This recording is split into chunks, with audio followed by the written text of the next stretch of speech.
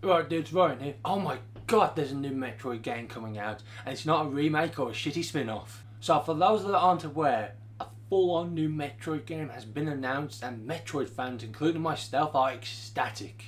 It's not because it's the continuation of the Metroid story, which has been dormant since 2002. It's not that it's just the first new 2D Metroid in about 20 years.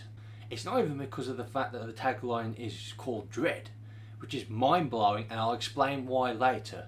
It's Metroid 5. We finally got the 5th Metroid game in the series. A thing nobody ever expected to exist, to ever come out. Some thought the series was just dead.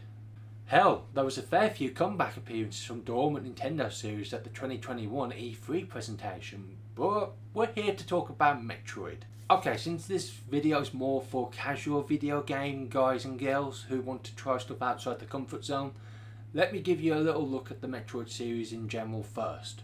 Metroid is a series that's nearly as old as both Super Mario and The Legend of Zelda. It came out 6 months after the first Zelda. In fact, back in the 80s, Metroid was considered one part of the Nintendo's legendary Triforce with Mario and Zelda. Yeah, it was that big. It had comics and stuff like Nintendo Power, or as the magazine is known in the UK as Bugger All, because we didn't get that when we had Nintendo Magazine System. The series villain, Mother Brain, featured in one of Nintendo's cartoons called Captain N, and Samus the game protagonist appeared in the follow-up comics to that show. There was even an attempt of making a cartoon for Metroid, but by the look of it, it looked shit and was cancelled before its release. While pretty big in America, Metroid never achieved the same success as Mario or Zelda in the Japanese market. Kinda made it the weird stepkid to Mario and Zelda. But Rayn, what did the games play like? Well, the series is a sci-fi platformer shooter with elements of heavy exploration mixed in. The idea was to create the hybrid of Mario's platforming and Zelda's exploration. This essentially means you didn't always go to the right, you went up, down, and even in the first area you had to go left.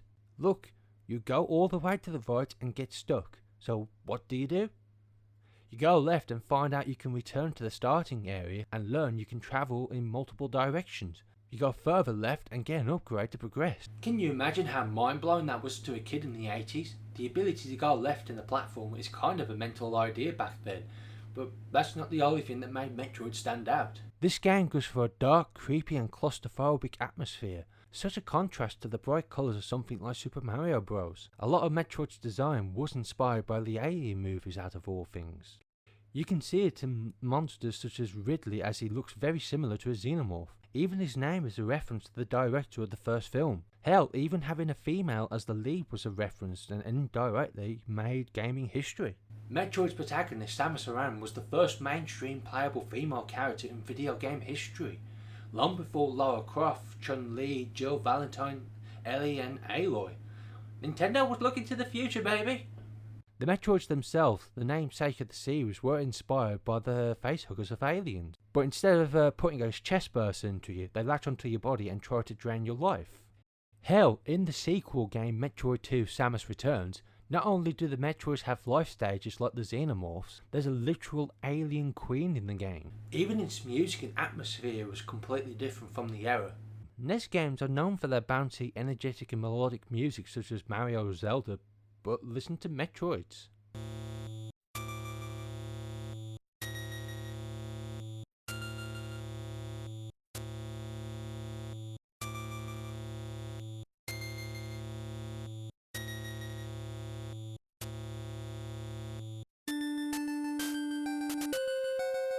Instead, it goes for haunting and atmospheric, with a little melody sprinkled in for good touch. While a lot of ideas are there for Metroid's gameplay and identity in its first two games, it wasn't until the Super Nintendo came about that the technology was there to make a true Metroid game, which was Metroid 3, or better known as Super Metroid. This game is considered one of the greatest games ever made, and for good reason. The atmosphere, the gameplay, the graphics, the art style, the music, even the storytelling was incredible for not only the time, but it still holds up really well. Super Metroid was one half of the blueprint and namesake of the Metroidvania genre. You know, the stuff like Hollow Knight, Ori and the Blind Forest series, Axiom Verge and Guacamelee. If a person is making a Metroidvania, they've got Super Metroid on in the background of their office. But after this game, there was silence for the series till the start of the early 2000s. The height of 3D gaming came with the PS2, Xbox and GameCube. At the time, the FPS genre started to become the mainstream monster that it is today thanks to the mighty Halo combat it evolved. And Nintendo was getting criticised for the so-called baby games. Yeah, baby games that are completely worthless to gamers. Oh! Oh! Oh! But to be fair, there was a fair criticism behind it. Nintendo didn't exactly have many M-rated games because of lack of third-party support, and they needed something with a bit more of an edge, so they went to the obvious place. Kirby Air Riders. No, I meant Metroid Prime, of course. A bold reimagining of the Metroid format in a 3D first-person perspective. Fans hated this reveal at first, but now Metroid Prime is the best-selling game in the franchise and is considered one of the greatest games ever made. It was a revolution for both its gameplay and environmental storytelling. It was even considered a rival to Halo for a little bit. So if Metroid was so popular, what happened to it? Well, there's a few reasons for Metroid's decline. One, it wasn't so popular in Japan.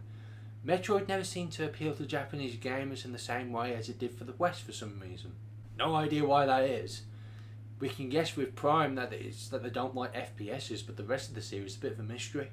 It's even weirder as there is a Metroid manga that's exclusive to Japan that tells the origin story of Samus. It's never been officially translated and released in the West, but some fans have translated the digital version if you're interested in reading it. 2. A lack of interest or focus. Nintendo had no idea what to do with the series, especially in the 2D space. Apparently the reason Metroid Dread took so long is because the technology wasn't there. I'm kind of 50-50 with that from the footage I've seen of Dread. It's apparently the AI work and stuff like that, because it follows you like Mr. X does in the Resident Evil 2 remake, but in a 2D space.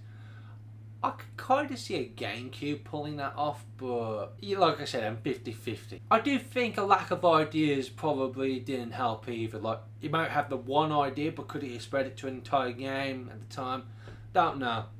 And also, there was the decline in 2D games outside of stuff like Mario, which, is massive. Third, Nintendo's movement towards casual gamers. Every Nintendo series was affected by this attitude change from Nintendo during the Wii era. There was so much hands-on and trying to explain everything to the player, while at the same time, Nintendo started making very simplified and casual appealing games like the Wii series. Look at the Zelda games on Wii. You go from the dark gritty Twilight Princess to the really linear and colourful and tutorial heavy of the Skyward Sword. Even Super Mario Galaxy 2 had a goddamn DVD explaining how to play the game. A DVD, as if we were that dumb. Unfortunately, Metroid was too hardcore for the audience they were aiming for. I mean, it was a shooter inspired by the Aliens movies. Of course, it's not a casual game. But there was an attempt in dumbing Metroid down, thus creating reason 4. Metroid Other M. Other M was a complete disaster of a game that nobody wanted. Instead of doing the exploration the series is known for, it instead went for a character action sort of gameplay like Ninja Gaiden, which is fitting as Team Ninja made the game. The game was highly reviewed, but once gamers got it in their hands, we found out how bad it was. The controls were awful. They made a 3D game where you had to use the D-pad of the Wii remote to move. There's no option to use the nunchuck or anything like that. Just this. You can't use the nunchuck for it like other 3D games. The combat lacks any challenge. You can't use your missiles without going into a first-person mode, and even then you never run out. This game was made for idiots. And then you have the story and voice acting. Everyone knows how bad the voice acting is. Now, I don't blame the actress, as she was directed by the Japanese game director, who's kind of the Hideo Kojima of the series. But he had no experience directing voice actors, especially English-speaking voice actors.